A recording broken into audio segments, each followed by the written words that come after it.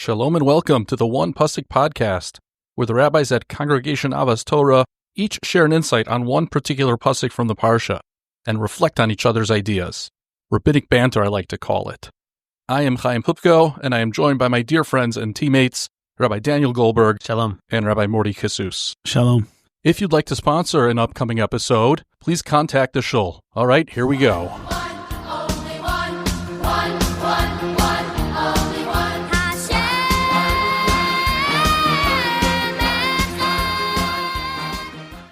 Our one pasuk for this week, Parshas Terumah, comes from Perek Chafei Pasuk Ches, chapter 25, verse 8, V'asu li mikdash v'shachanti b'socham. Let them make me a sanctuary, and I will dwell among them. Following the giving of the Torah and all of the mitzvos, we receive the commandment to build a tabernacle, to build a sanctuary, so that Hashem will dwell among us. I'd venture to say this is one of the shorter psukim we've ever commented on. No? V'asu li mikdash v'shachanti b'tocham. Yeah, in fact, I don't remember, I have to check the database, but I think when you guys asked me, like, why didn't I pick this pasuk last year and instead went for the first pasuk, the Chuli Terumah.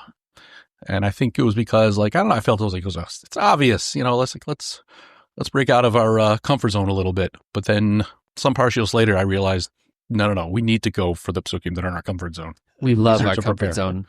But, so yeah, I seem to recall looking at this pasuk last year and saying, like, no, we're not going to do it. And this year, it's like, I'm so glad I didn't choose it for last year. I'm excited. I'm assuming that you have something good coming. Rashi says, V'asu li mikdash v'asu lishmi bet kedusha. Make for me, for my name, a house of holiness, kedusha. Now, on a simple level, many interpret this to mean a shul, a bet knesset. Make a place that not only was standing in the time of old, when the Mishkan was standing or when the Bet HaMikdash was around, but rather each and every generation has to create their own. I saw a wonderful idea about the importance of making our homes Bet Kedusha, not merely our shuls, which of course it goes without saying, but our homes. There's a well-known story about Rav Buxbaum, who was one of the great elders of Yerushalayim. He was walking past the house of the Chibina Rav, and he saw Reb Aryeh Levine outside of the Chibina Rav's house, crying uncontrollably. Now, he was very taken aback. He didn't know exactly what the circumstances were, but he ran straight up to Rabbi Aryeh Levine and he said, "Are you okay? Is there anything?" For those of you that don't know, Rabbi Aryeh Levine is the tzaddik of Yerushalayim, one of the most beloved figures in all of Jewish history. And he said, no, I'm fine, actually. But unfortunately, considering the fact that we don't have access to the Kotel HaMa'aravi, I was looking for the next holiest place to pray. Unfortunately, my son just fell ill. And I know how holy that Chibina Rav is. And so I came here to pray, V'asu li mikdash bet kedusha. This house is a holy house. And I want to sit here and pray so that Be'ezrat Hashem, my son, has a refuah shlema. Now, that's a remarkable story. And Rav Buxbaum was so moved by this story that he went a few doors down to Rav Shlomo Zalman Auerbach. And he told Rav Shlomo Zalman, "You're not even going to believe what I just saw with my own eyes. I saw Rabbi Aryeh Levine davening outside the house of the Chibina Rav." So all this must have been in Shari Chesed, right? Yeah, this is Shari Chesed, yeah. The Chibina Rav lived specifically on Ibn Shaprut. He lived on Rehov Ibn Shaprut Shtemesre, for those of you that want to check up the story. Anyway, he goes to Rav Shlomo Zalman and he says, "You're not going to believe it. What I saw was," and he relates the entire tale. And Rav Shlomo Zalman shrugs his shoulders and he says, "Every single time I pass his door, I put in my own tefillah to Hashem." That's truly V'asu lishmi bet kedusha. Our homes could become sacred places to the extent that when done right, they're places in which we ourselves could pray. If we don't have the kotel, the next best thing, we have our homes, which are sacred. We're careful about the influences that come in, about what's said in our four walls, and that is a place in which could achieve tremendous beracha when we seek out God in those moments. That's really beautiful. And in fact, of course, it reminds me of how many, especially Hasidim, so they go to daven at Kivrei Tzadikim, the graves of the righteous. Not that they're, God forbid, praying to the righteous, but they are drawing upon the inspiration. They hope that Hashem will see the merit of this righteous person. And so it seems like what's happening in the story is something similar. But I want to ask you, Rabbi Jesus, why was he doing it? Was he doing it to gain inspiration? He could have just imagined, could have thought of his house. What does it mean to daven in front of a Beit Kedusha? I actually once gave a whole shiur on why we're even allowed to daven at the Kivrei Tzadikim.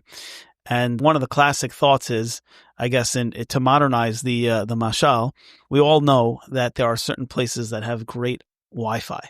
You go to that place, the reception is phenomenal. Hashem has such a love and appreciation for the tzaddik and for what he was able to accomplish that his immediate sphere is like that Wi-Fi hotspot. So when we go there, our tefillot have a higher likelihood of being answered. And I think in a simple sense, there's a sacred place. Why do we go to the kotel? There's something very holy about those places, which essentially create a more effective mode of prayer, and we're trying to maximize our ability to be answered. So I'm assuming it's just because there was a level of Kedusha in that place that they all were cognizant of, that they wanted to maximize. The level of Kedusha that they fostered. Beautiful. So I'm going to focus on, I would say, probably the most oft discussed dimension of this pasuk, which is the slight inconsistency or the surprise ending, which is that it should be v'asuli mikdash, and they will make me a mikdash, v'shachanti b'socho, and I will dwell within it. But of course, the pasuk ends v'shachanti b'socham, and I will dwell among them. So it's a little bit of a surprise. It's not the intuitive way to conclude the pasuk.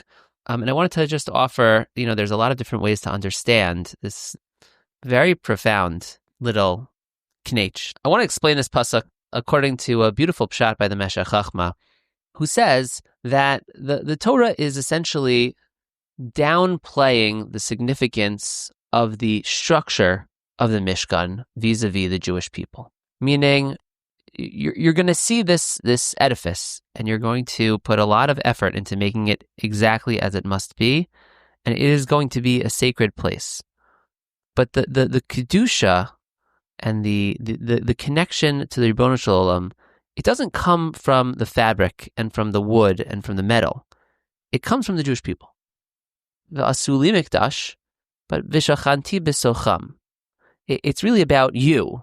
It's not about the building. And maybe it's v'asuli mikdash, that through the process of making me a mikdash, you will become the people that I will dwell among. And, maybe that is just the standard way of explaining the pasuk. But to me, it resonates very strongly with an idea that I come back to from time to time from the pulpit, and that is that a shul is kind of like an optical illusion. There is this thing, a mythical thing that exists in our mind called the shul. And that is, the shul should do this, and the shul should do that. And why doesn't our shul do this? As if you're talking about the doorknobs or the hangers, like the hangers are going to, like the chairs are going to go and make this program so that our kids are engaged on Motzei Shabbat. That's not how it happens.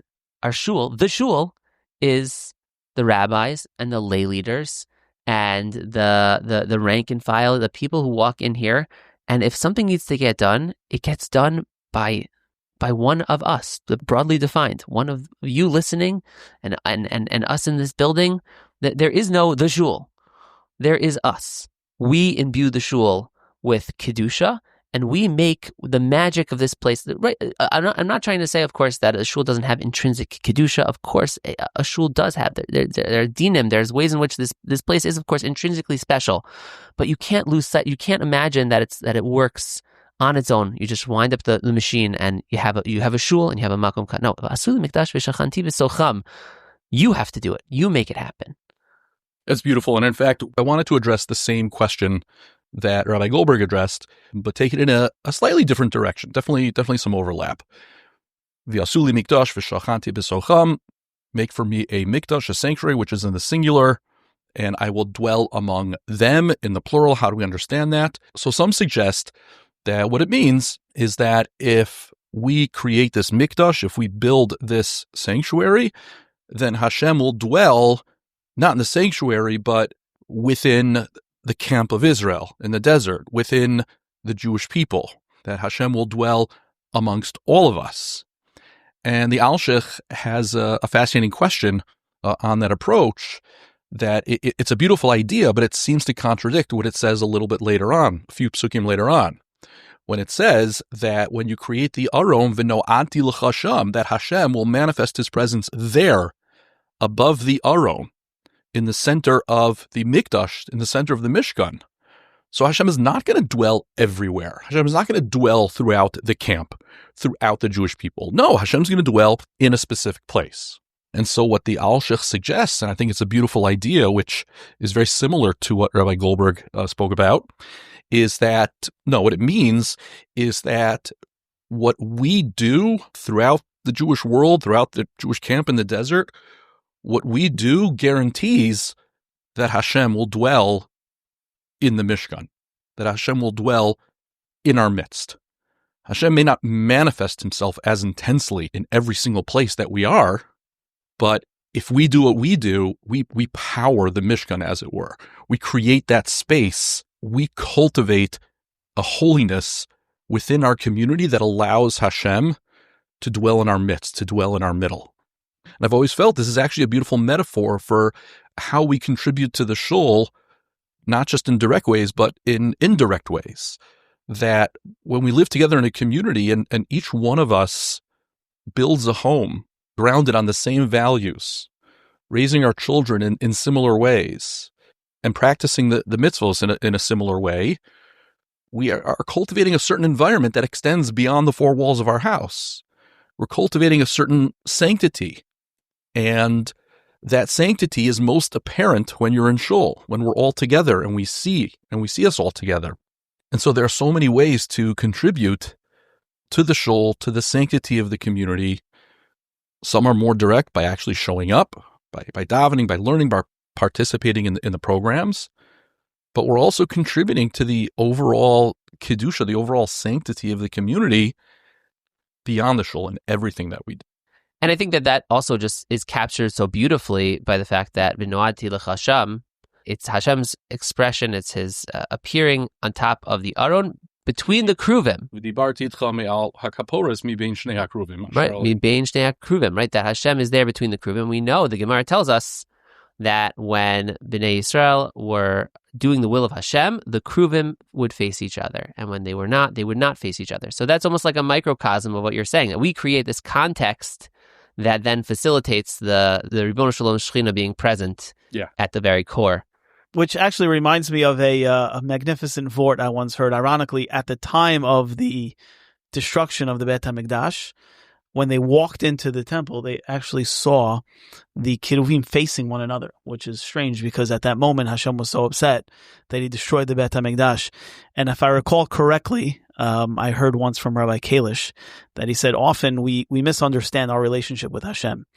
And we feel that anytime Hashem has to punish us, he's so disenfranchised. He wants no part of us. He's running the other way. When in reality, at the moment of God's greatest difficulty where he had to destroy the Beit HaMikdash, you know why the Keruvim were facing one another? Not because we were in favor at that moment. Obviously we weren't. We did something worthy of destruction of the Beit HaMikdash, but it's because Hashem turns to Klal Yisrael and he says, I know I have to do this, but please just lean in for one more hug.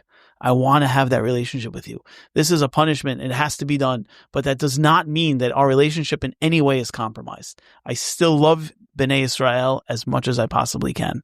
Yeah, it reminds me of the pasuk, Ki ka'asher yeyaser ish es beno, Hashem Elokecha miyasreka. Just like a man punishes his child, so does Hashem punish us. And we know that when a father punishes a child, he does so with a great deal of sadness. Thank you all so much for listening. We hope you enjoyed. If you're interested in sponsoring a future episode, please reach out to one of us. And of course, please send us your feedback. Shabbat Shalom and Good Shabbos from the One Pasuk Podcast.